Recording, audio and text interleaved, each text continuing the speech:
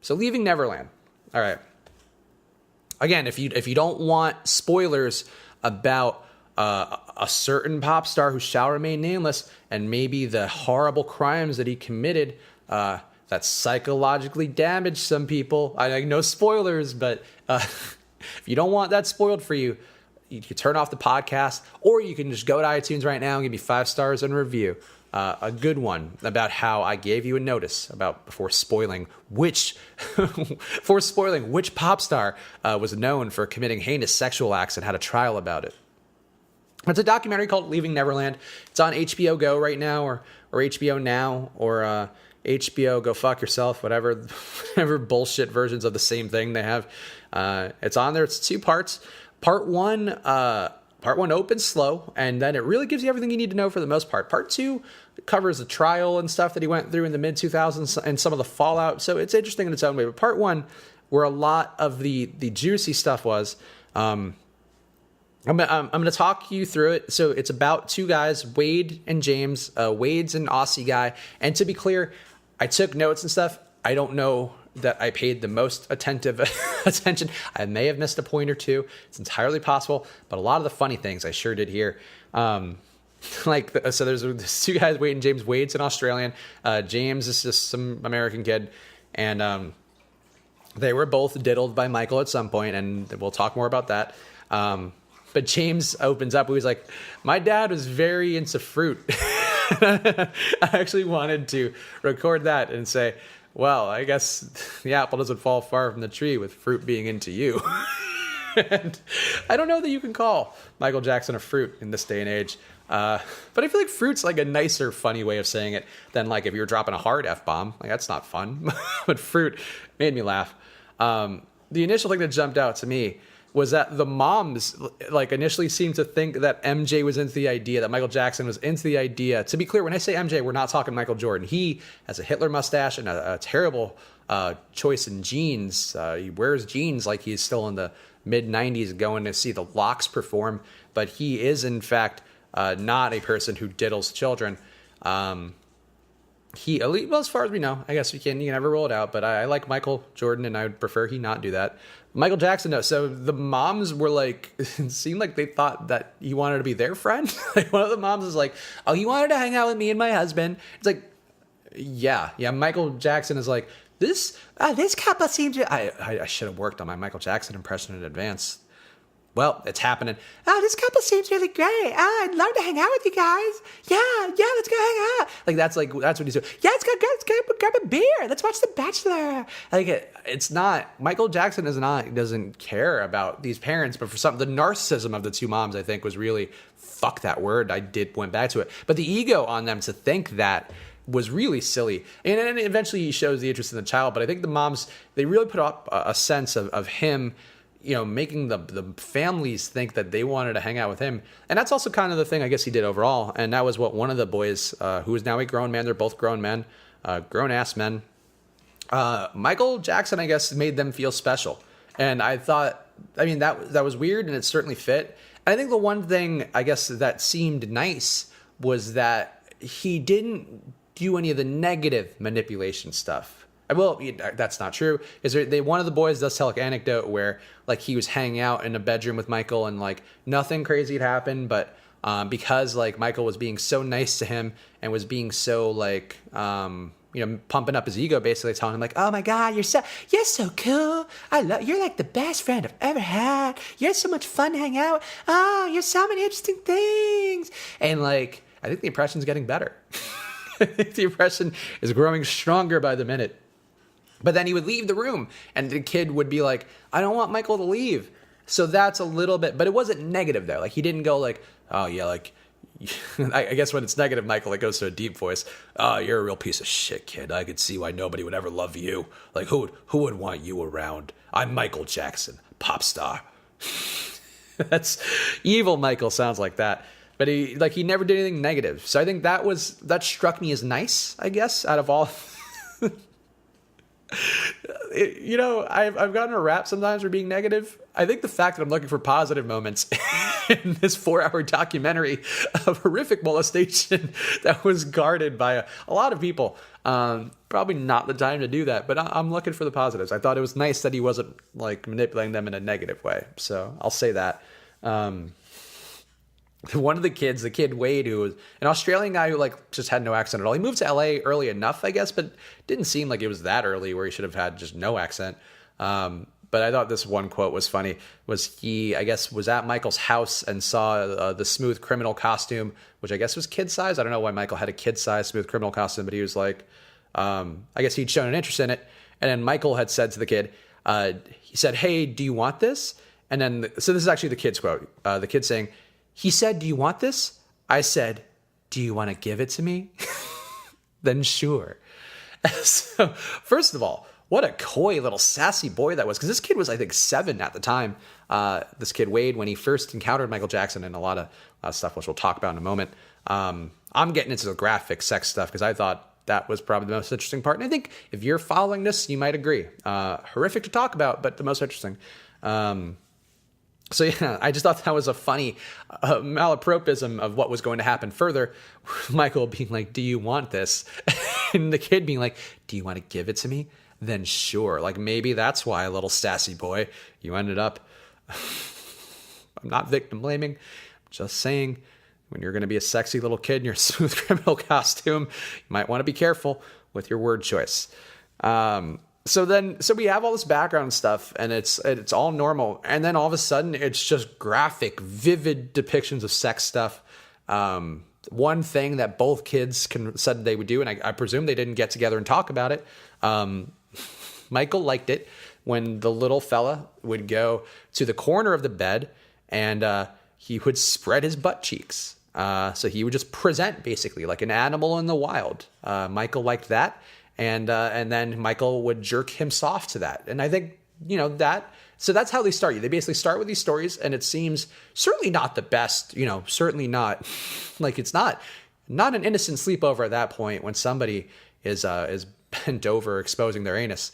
I think even in porn films, they don't really, I think girls do porn makes them do that, where they're like, "Oh yeah, like spread your cheeks." And like the girls don't even seem into it there. But these little dudes, you give them a Smooth Criminal costume and, you unlock them from a barrel, like the Michael Jackson Moonwalker video game, and you give them a costume and do a dance, and then they're on the corner of the bed spreading their ass cheeks.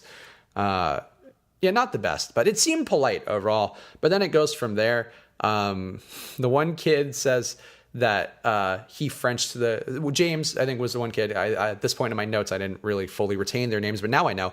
James said that Michael French kissed him, and then, that's part of it because he's going for the gusto, I guess. He wants to be a good friend or whatever. There was a bit of a father thing these guys mentioned where they wanted to make Michael Jackson happy in a father-son relationship way, which I guess, sometimes if it's worked for Tom Brady. Sometimes you just make out with your dad and you hope for the best. And I think that's what this kid went for.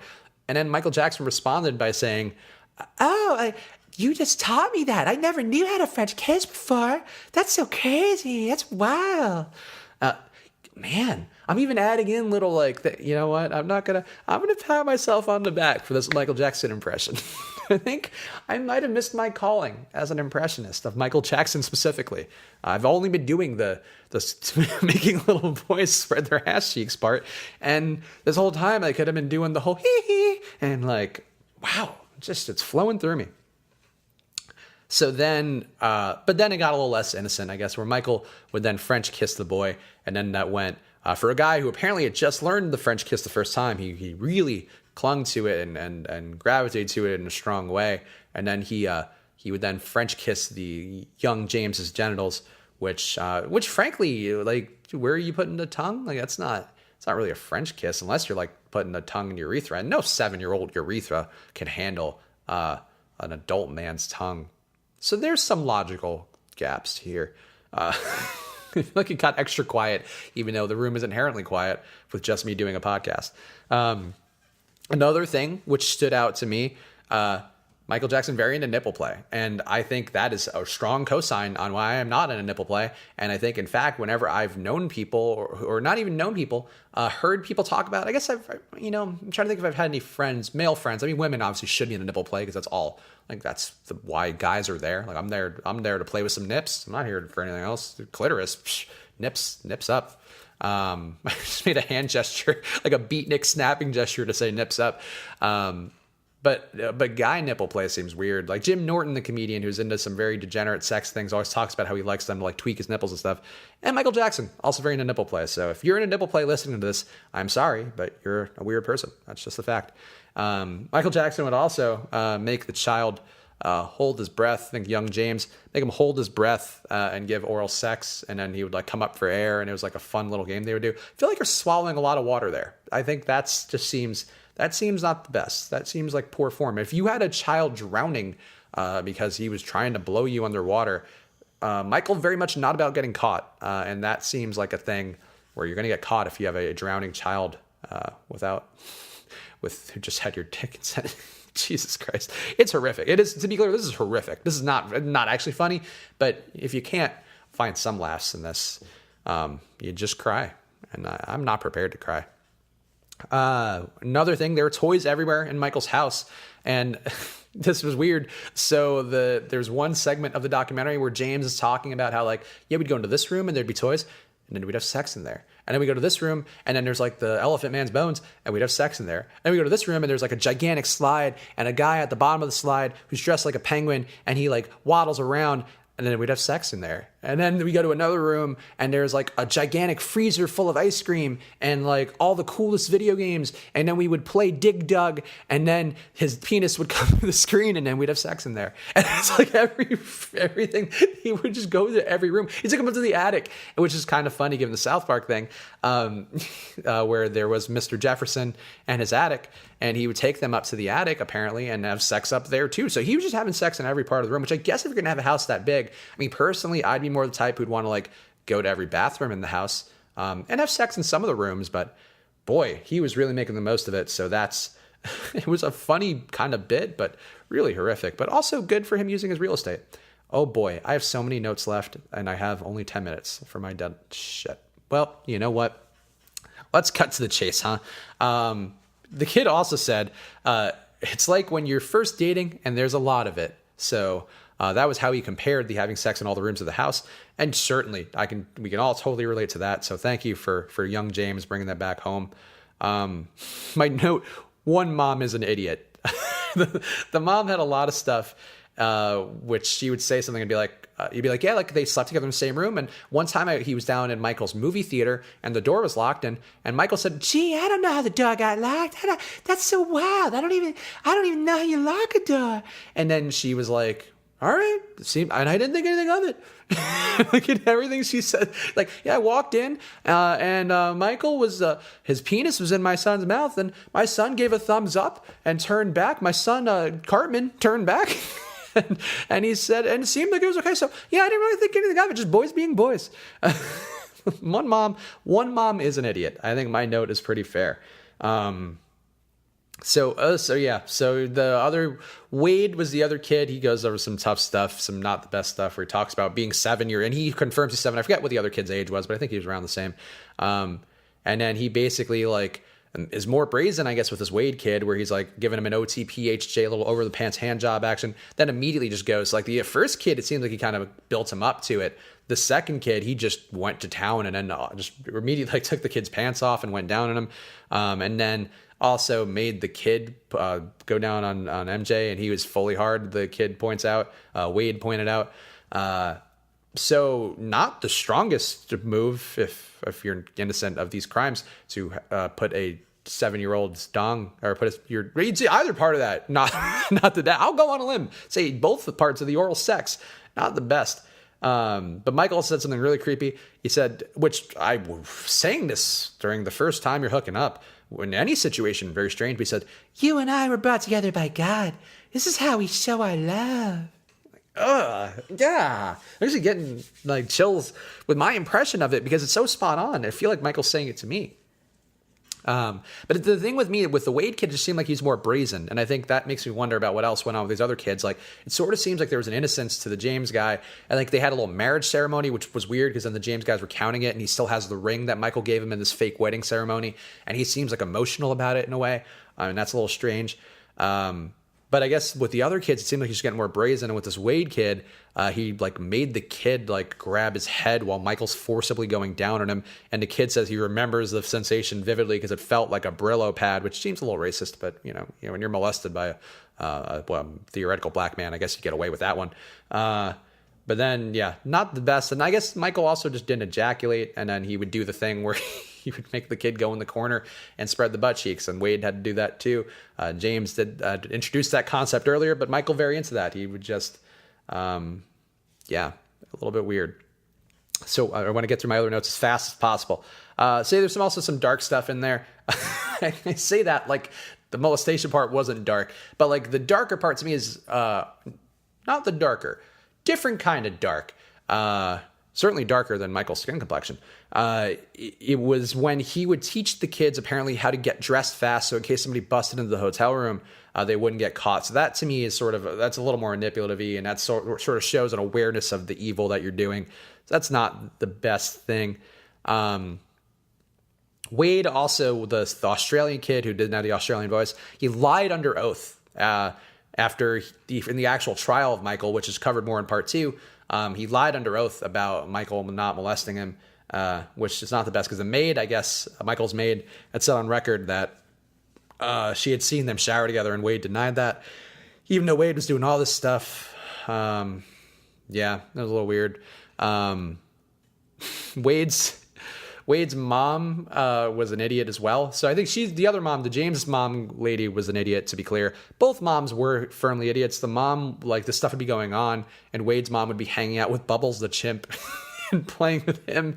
And then Michael wanted to, I guess, take Wade away for a year, and that was where the mom drew the line. And she said, I will share Wade with you, but I will not leave him with you.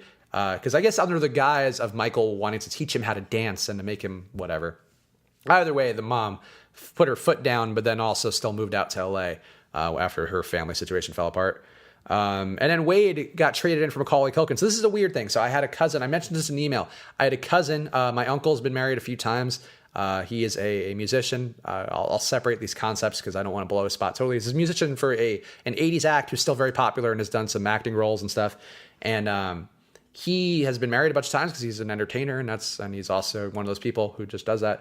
And married several times, was married to one woman whose son had hung out with Michael Jackson. And this is when all the rumors first started going, when he had the first settlement and the lawsuits.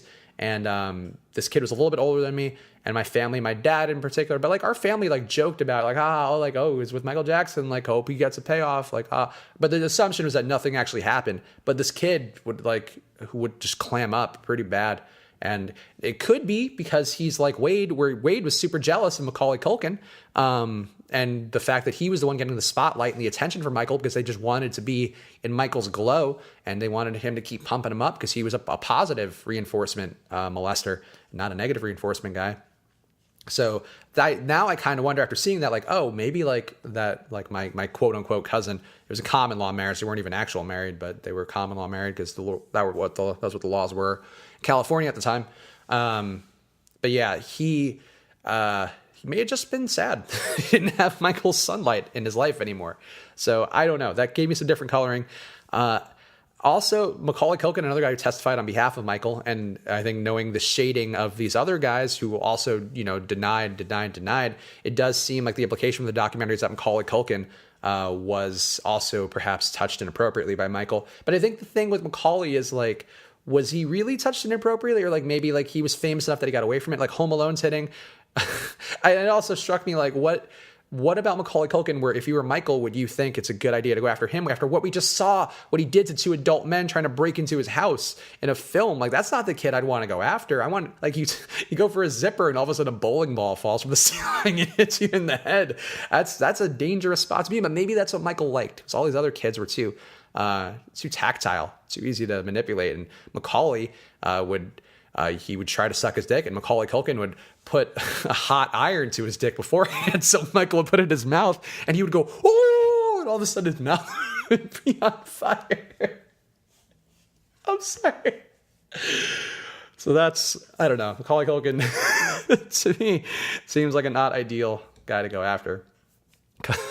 So the part two, we see the adult versions of both James and Wade. Adult Wade is a choreographer for NSYNC, and he also does some work with Britney Spears because of that. Obviously very closely entangled at the time because of Justin Timberlake and Britney Spears' genitals being closely entangled at the time. And Michael was apparently very jealous about Britney and also thought that Wade might be like having sex with her like he did with him, which is a weird little jealousy thing. He would also ask a lot of questions about her, which is interesting. Michael seemed like a very insecure little fella all throughout this, I think. Insecure, but I mean, maybe that's also why he pumped up the kids so much, is because like he was trying to help them overcome their insecurities, but just in a very backwards way. Yeah, so both adult Wade and James have wives, which I thought was interesting. And Wade lied to his wife / mom.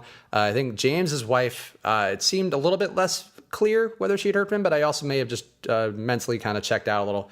And I thought, well, first of all, I thought, how can they be romantic after seeing this? After you hear this stuff about your husband, ooh, that was a bad Freudian slip. All this stuff about your husband, going through traumatic things. I guess some stuff may click together. Like, oh, I remember one time, like I'm the wife. I remember one time I couldn't come, and all of a sudden he just got off of me and went to the corner of the bed and spread his asshole and was wondering. And he looked back and was wondering why I wasn't rubbing my clit to completion. But, oh man, this is a dark joke. This is some dark jokes I'm throwing here at the end. It's at the end, so it's fine. But one quote struck me. I think it was from James's wife, and he said, we just had the normal kind of ups and downs that most relationships had. So that's, whew, I admire both those guys for being able to overcome that. I hope the women are able to watch. I personally would find it very hard to watch that, but I think, any sort of crime against your partner, even if it's a crime in which they, lied to you, and it seemed like with the Wade guy in particular, he wouldn't speak ill of Michael for so many years because he was working as a choreographer, so he's working in the industry with people, could be bad for his career. So there was some stuff like that eventually caught up to him. I think when Michael died was when they both initially finally came to peace with this stuff, and they both had kids, which I think affected how they viewed things, is what they had said. So it's an interesting watch. I think if you're like me, and hopefully if you're listening to the podcast, you at least share some of the same genomes, you might find it darkly funny for some spots, because it's really fucking bad. It's really bad, but it's interesting. So that's Leaving Neverland for you on HBO.